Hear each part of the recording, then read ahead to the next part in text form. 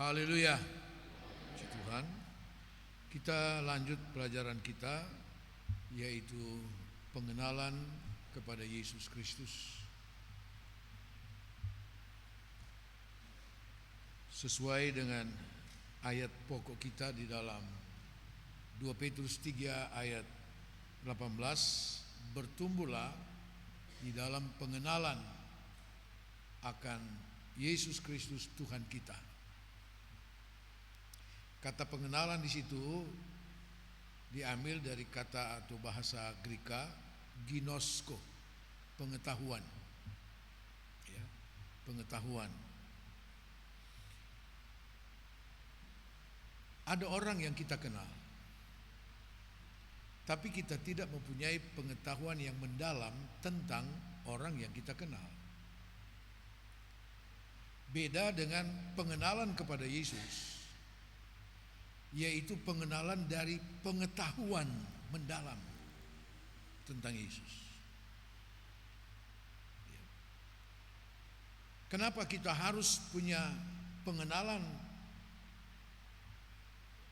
dengan pengetahuan yang mendalam kepada Yesus? Karena kita punya kepentingan dengan itu. Kepentingan kita, pengenalan kepada Yesus, adalah menyangkut seluruh aspek kehidupan kita, baik jasmani maupun rohani. Kepentingan pengenalan kita kepada Yesus menyangkut hidup kekal. Kalau pengenalan kita kepada seseorang mungkin ada satu kepentingan tertentu, biasa begitu, sehingga kita coba mencari tahu latar belakang orang itu dan sebagainya. Tapi hanya untuk suatu kepentingan tertentu dan temporer sifatnya. Beda dengan pengenalan kepada Yesus. Karena itu kita harus lebih mempunyai keinginan yang kuat, motivasi yang kuat untuk mengenal dan mengetahui Yesus secara mendalam. Nah, kita sudah mulai dengan pengenalan kepada Yesus dalam kemanusiaannya, ya. Yesus dalam kemanusiaannya. Yang pertama kita sudah pelajari kelahiran Yesus sebagai manusia telah dinyatakan oleh Allah sendiri dalam Kejadian 3 ayat 15, ya, bahwa perempuan itu, yaitu Hawa, keturunannya yang tidak lain adalah Yesus, akan meremukkan kepala ular itu, yaitu iblis. Kemudian yang kedua, bahwa kelahiran Yesus telah dinubuatkan oleh nabi-nabi, ya, oleh hamba-hamba Tuhan. Dan kita sudah melihat beberapa ayat di sana tentang nubuatan kelahiran Yesus, ya, baik sarana yang dipakai Tuhan, tempat di mana dia akan dilahirkan, dan sebagainya. Nah, sekarang kita lanjut kepada bagian yang ketiga, yaitu nubuat tentang kelahiran Yesus sebagai manusia sudah digenapi sesuai dengan firman Tuhan. Apa itu? Yaitu kelahiran Yesus dari kandungan seorang perempuan, Maria. Dan itu dinubuatkan dari Yesaya 7 ayat 14. Seorang perempuan muda akan mengandung dan melahirkan. Siapakah itu? Kita lihat di dalam Lukas pasal 1, Injil Lukas pasal 1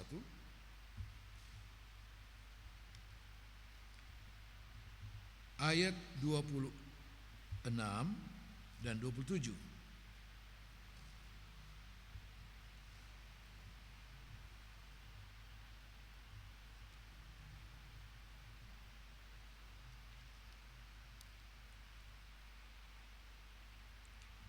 Dalam bulan yang ke-6 Allah menyuruh malaikat Gabriel pergi ke sebuah kota di Galilea bernama Nazaret kepada seorang perawan yang bertunangan dengan seorang bernama Yusuf dari keluarga Daud. nama perawan itu Maria. Ya. Sesuai dengan nubuatan Yesaya 7 ayat 14. Digenapi. Yesaya pasal 7 ayat 14 tidak menyebutkan nama perempuan muda itu. Ya. Tetapi kemudian digenapi, firman Tuhan itu digenapi. Jadi yang dimaksud oleh nubuatan itu adalah Maria. Ya, Maria. Kemudian yang berikut, nubuatan tentang kelahiran Yesus menyangkut waktu kelahirannya.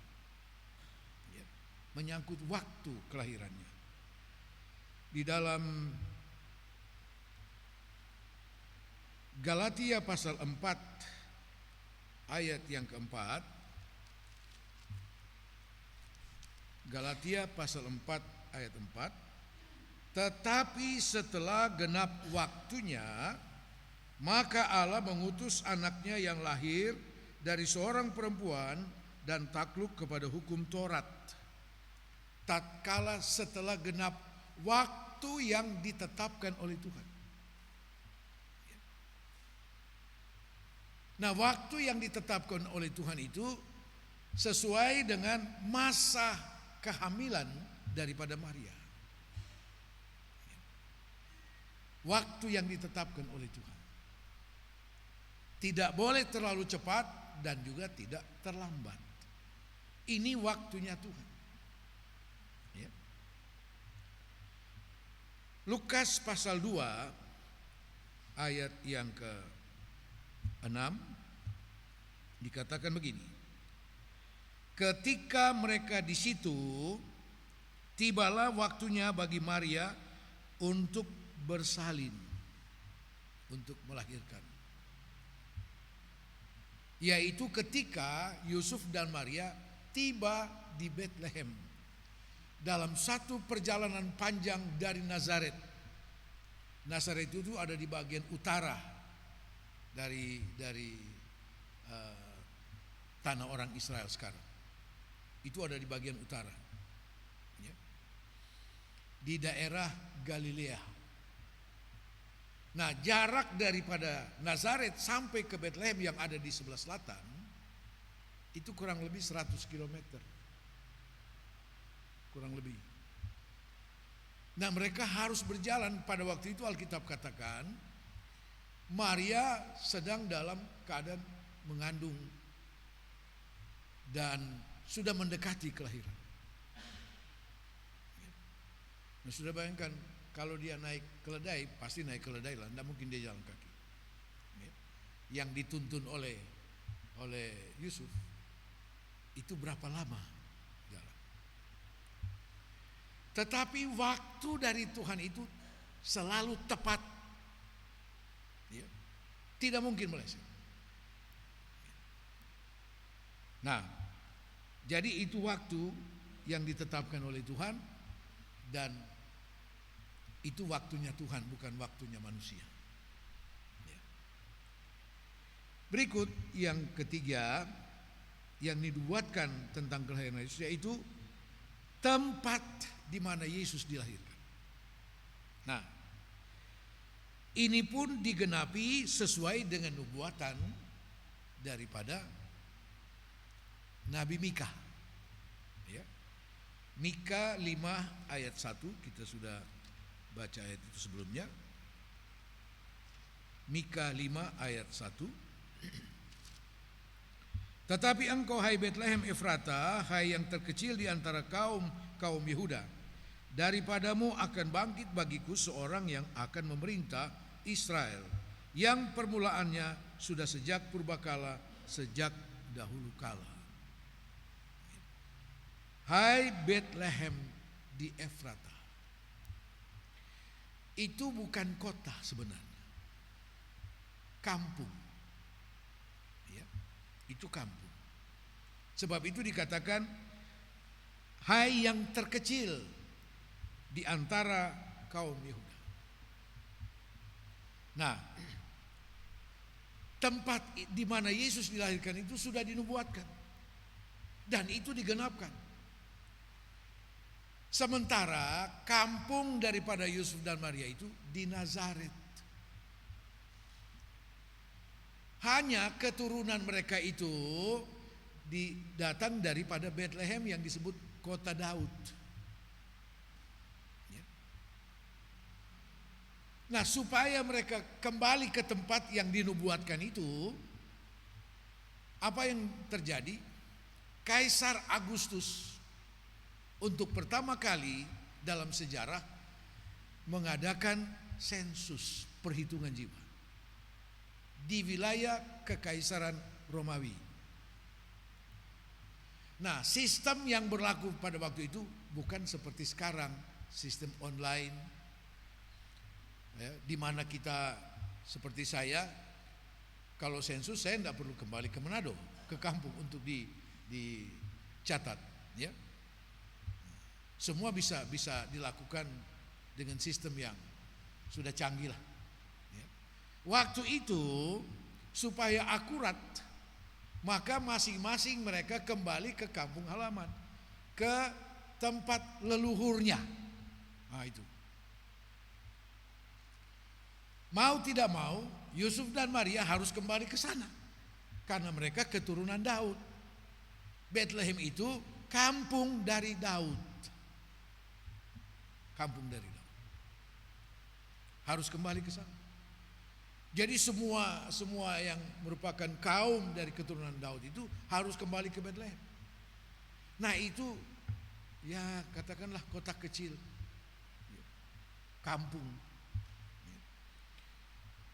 Untuk menampung sekian banyak orang yang berasal dari Bethlehem ini, yang leluhurnya dari sana, itu kampung tidak muat. Penginapan pun tidak muat. Sementara Yusuf dan Maria ini datang dari Nazaret itu, mereka tiba di Bethlehem last minute. Jadi sudah orang lain sudah mendahului datang di Bethlehem, mereka sudah menempati segala macam penginapan, keluarga-keluarga menampung dan sebagainya. Ya. Baru mereka tiba dan mereka tidak dapat tempat. Tidak ada tempat. Sehingga Alkitab katakan bahwa Alkitab katakan kepada malaikat Gabriel katakan kepada gembala-gembala di Efrata, inilah tandanya bagimu, kamu akan menjumpai seorang bayi dibalut dengan lampin dan dibaringkan dalam palungan. Nah, palungan itu tempat makan atau tempat minum binatang, domba, kambing. Ya. Artinya apa? Dan palungan itu pasti ada di kandang binatang itu. Itulah tempat yang tersedia bagi mereka. Apakah Tuhan Allah mempersoalkan tempat itu? Tidak. Tuhan tidak mempersoalkan fasilitas di mana Yesus harus dilahirkan. Karena sudah genap waktunya.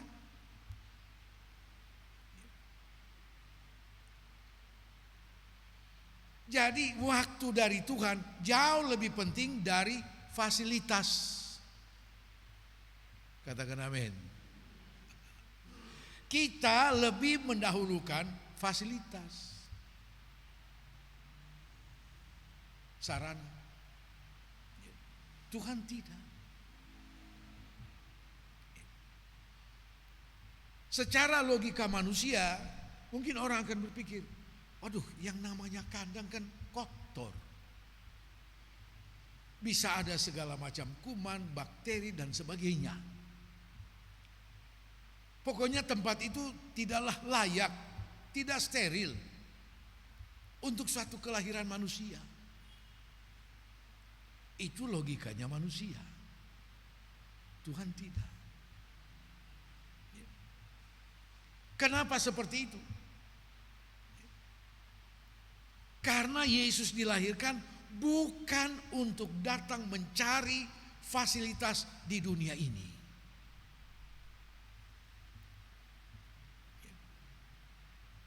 Itu kelahiran Yesus. Dia bukan datang untuk mencari fasilitas, tidak. Sehingga ketika ada orang yang mau mengikuti dia, Yesus bilang apa? Burung di udara ada sarangnya. Terus apa lagi?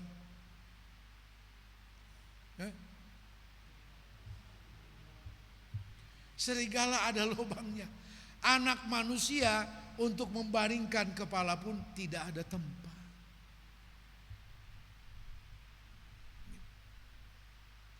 Sementara dialah yang menjadikan langit dan bumi dan segala isinya. Tetapi dia tidak datang mencari fasilitas di dalam dunia yang sudah dirusak oleh dosa manusia. Jadi dia datang ke dunia ini mencari kita. Mencari manusia. Itu Yesus katakan kemudian dalam pelayanan. Anak manusia datang untuk mencari yang terhilang. Itu. Bukan mencari fasilitas. Saya mengalami sedikit itu. Saya mengalami sedikit. Dari apa yang pernah dialami oleh Yesus ketika lahir. Waktu kami datang di NTT di Kupang 28 Maret 79. Saudara, memang teman-teman saya seangkatan di sekolah Alkitab dulu yang sudah jadi gembala di Jakarta, mereka bilang, aduh sudahlah jangan ke sana, susah. Dan itu sekolah Alkitab yang kamu mau pergi pimpin itu, aduh kandang ayam lebih bagus. Tapi hati saya tidak surut dengan itu. Dan ketika kami tiba, apa yang mereka ceritakan benar adanya. Benar. Kami ditampung di suatu bangunan. Mau bilang bangunan sebenarnya bukan bangunan. Ya. Bekas gudang tua sudah lama, sudah tidak dipakai. Yang terbuat dari bebak. Dan atapnya seng-seng bekas entah dari mana. Ya.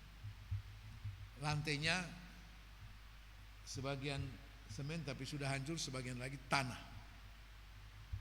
Ya.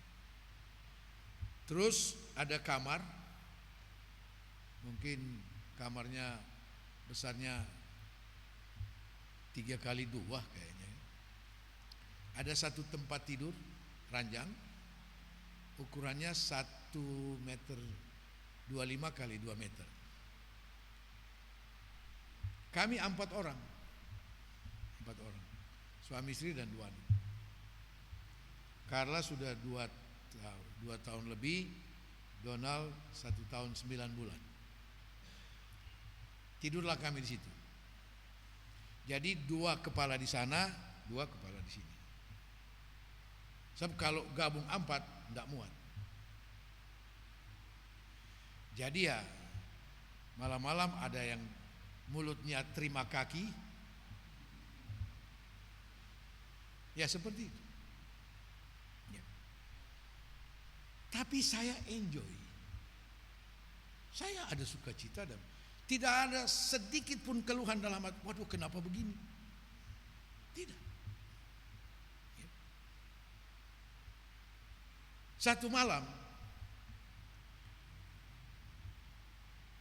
entah Donald ini ada mimpi apa, tahu-tahu dia mau jatuh dari tempat tidur. Wih, saya kaget. Secara spontan saya tarik dia. Rupanya kuku saya ini sempat kena di matanya. Besok pagi salah satu mata kanan kalau saya tidak salah, matanya yang bagian putih merah, darah. Tapi tidak keluar darah, di dalam selaput mata itu. Ya. Jadi besoknya kami bawa ke dokter. Dokter hanya kasih vitamin. Dokter bilang nanti darahnya itu terserap kembali. Seperti itu. Nah, kami datang ke NTT itu bukan mencari fasilitas, melakukan tugas pelayanan sesuai dengan apa yang diperintahkan. Itu. Dan tidak berusaha untuk, aduh kapan kita pindah dari sini. Tidak. Nikmati saja. Ya. Begitu sudah puruknya ini dinding bebak ini, sehingga kalau orang lewat di samping, dia mau meloi di kami punya kamar, dia tidak usah berhenti khusus untuk ngintip. Dia hanya lewat sambil lihat, dia bisa lihat orang di dalam. Jadi begitu ada berkat sedikit, saya beli triplex 1 potong, lapis dari dalam. Seperti itu. Ya. Mungkin 1 bulan lagi ada 1 lembar lagi triplex, lapis lagi. Seperti itu. Tapi kami penuh dengan damai sejahtera. Dan tidak mempersalahkan siapapun. Tidak pernah ada dalam perasaan, waduh ini pimpinan gereja kenapa kirim kami di sini. Tidak. Tidak. Nah, jadi saya bisa membayangkan ketika Yesus dilahirkan, pasti tidak ada satu comelan keluhan dari Yusuf dan Maria. Tidak. Karena itulah waktu dari Tuhan dan itulah tempat yang ditetapkan oleh Tuhan.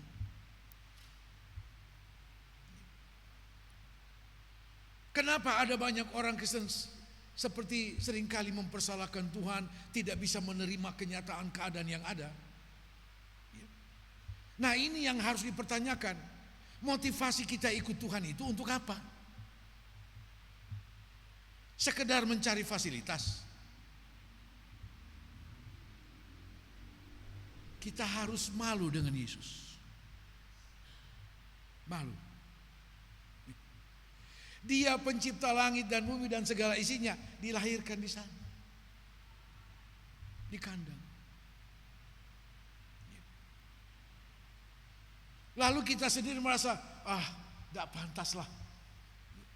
Mungkin bagi pandangan orang, tidak pantas tempat di mana kami tinggal sementara.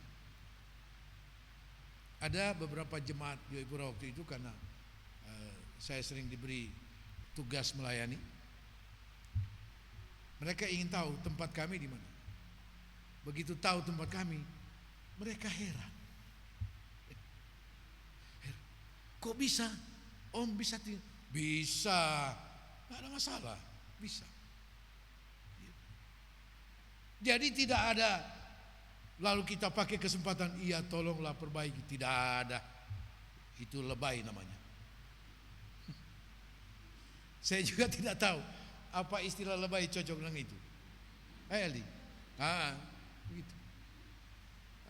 Sekarang banyak yang lebay, memakai kesempatan dalam kesempitan untuk mencari fasilitas. Jangan. Semua ada waktunya. Ya.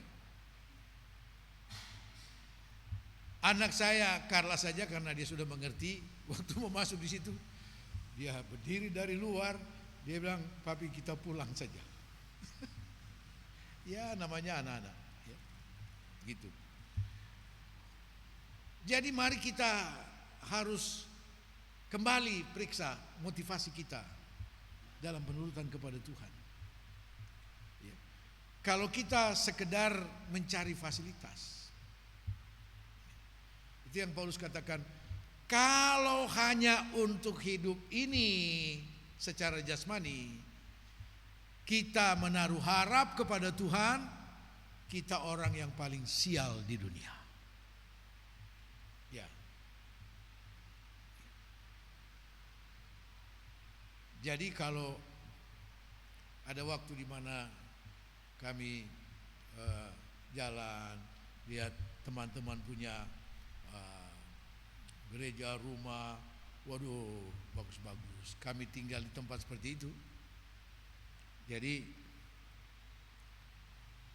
anak-anak saya yang sudah besar waktu itu. Wih, tapi coba lihat, orang bisa. Jawaban saya apa? Langit dan bumi akan lenyap, tapi firman Tuhan kekal. Selesai. Mau pilih yang mana? Begitu. Baik, kita lanjut. Jadi itulah tempat yang disediakan untuk kelahiran Yesus. Dan itu semua sudah dinubuatkan. Jadi kelahiran Yesus menggenapi nubuatan firman Tuhan. Semua sesuai dengan firman Tuhan. Sesuai dengan firman Tuhan.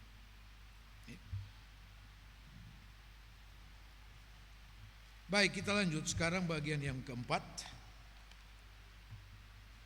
yaitu apa makna rohani. Apa makna rohani bagi kita tentang proses kelahiran Yesus secara manusia. Nah, inilah yang akan menjadi alasan bagi kita mengapa kita harus mengenal Dia dengan benar. Karena ada makna rohaninya bagi kita. Kita punya kepentingan, baik secara rohani maupun secara jasmani.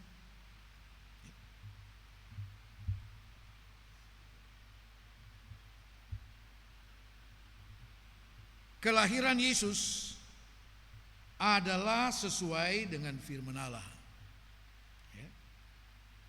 Matius pasal 2. Matius pasal 2 ayat 5 dan ayat 6. Mereka berkata kepadanya, di Betlehem di tanah Yudea, karena demikianlah ada tertulis dalam kitab Nabi. Dan engkau Betlehem tanah Yehuda, engkau sekali-kali bukanlah yang terkecil di antara mereka yang memerintah Yehuda, karena daripada mula akan bangkit seorang pemimpin yang akan menggembalakan umatku Israel. Jadi kelahiran Yesus itu adalah sesuai dengan firman Allah. Yang berikut, kelahiran Yesus adalah daripada Roh Kudus. Pekerjaan daripada Roh Kudus. Matius 1 ayat 18 dan ayat 21. Matius 1 ayat 18 dan ayat 21. Kelahiran Yesus Kristus adalah seperti berikut.